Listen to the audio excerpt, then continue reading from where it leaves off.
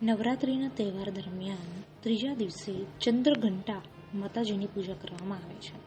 આ એમનું નામ ત્યારે પડ્યું હતું જ્યારે તેમણે શિવજીનો ચંદ્ર પોતાના ઉપર ધારણ કર્યો હતો. ત્રીજા દિવસે આ માતાજીની પૂજા અર્ચના કરવાથી ખૂબ જ સારું પરિણામ મળે છે. આ દિવસે માતાજીને પીળા કલરનું આસન આપવામાં આવે છે અને ફ્લાવર ચડાવીને તેમની પૂજા અર્ચના કરવામાં આવે છે. માતાને દૂધની ખીર અતિ પ્રિય છે, આથી તેનો ભોગ ધરવામાં આવે છે.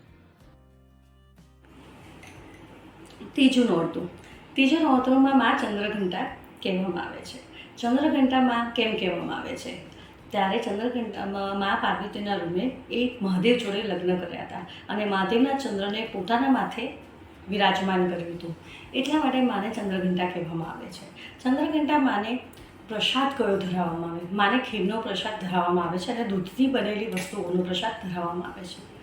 માને જોડે એમનું આસન યલો કલરનું રાખવામાં આવે છે અને માને કમળ અર્પિત કરવામાં આવે છે. માને કમળ ખૂબ જ પ્રિય છે અને જોડે મોગરા, અને મોગરાનું જે અત્તર છે એ માના વસ્ત્રો ઉપર લગાવવામાં આવે તો મા ખૂબ જ પ્રસન્ન થાય છે અને સવાર સાંજ એમને ભૂગળનો ધૂપ કરવામાં આવે છે અને માની સ્તુતિ, માનું અર્ચન કરવામાં આવે છે. અને દેવી કવચનો પાઠ કરવાથી તમારા ઘરમાં સુરક્ષા કવચ બને છે, સમૃદ્ધિ વધે છે અને તમારા બાળકોની વૃદ્ધિ થાય છે. તમારા સંતાનોમાં તમારા કાર્યશીલતા બહુ સારી થાય છે.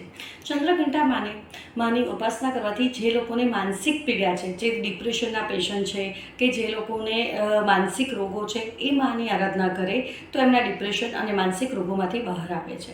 અને જે વ્યક્તિનો બિઝનેસ જે તે કોસ્મેટિકનો છે કે કપડાનો છે, એ લોકો માની સેવા કરે, એ દિવસે એમનું નિવેદને ધરાવે તો એમના બિઝનેસમાં ઘણી વૃદ્ધિ થાય છે અને માની અસીમ કૃપા એમને પ્રાપ્ત થાય છે. અસ્તુ.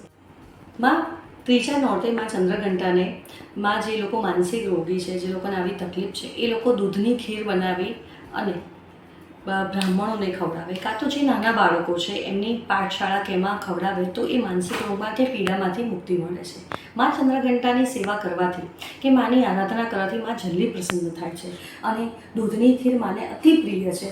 તો તમે આ ત્રીજા નોરતે તમારા ઘરમાં જો આ બધી વસ્તુ હોય તો તમે આ વસ્તુ કરશો તો તમે ઘણો ફાયદો મળી શકે છે. અને ચંદ્રઘંટા માની સેવા કરવાથી તમારો ચંદ્ર મજબૂત થાય છે અને જ્યારે ચંદ્ર મજબૂત થાય છે, જ્યારે તમે તમારા કાર્યમાં જે વિચાર્યું હોય એ પણ તમે સિદ્ધ કરી શકો છો.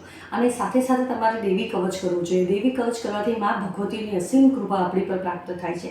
અને દુર્ગા સપ્તશતીના પાઠ કરવાથી આપણા બિઝનેસની વૃદ્ધિ થાય છે. અને જ્યારે આપણા ઘરમાં સુખ, શાંતિ અને સમૃદ્ધિ જોઈતી હોય તો 9 દિવસ ચંડી પાઠ કરવાથી આપણા ઘરની વાતાવરણમાં માનો નિવાસ થાય છે. અસ્તુ.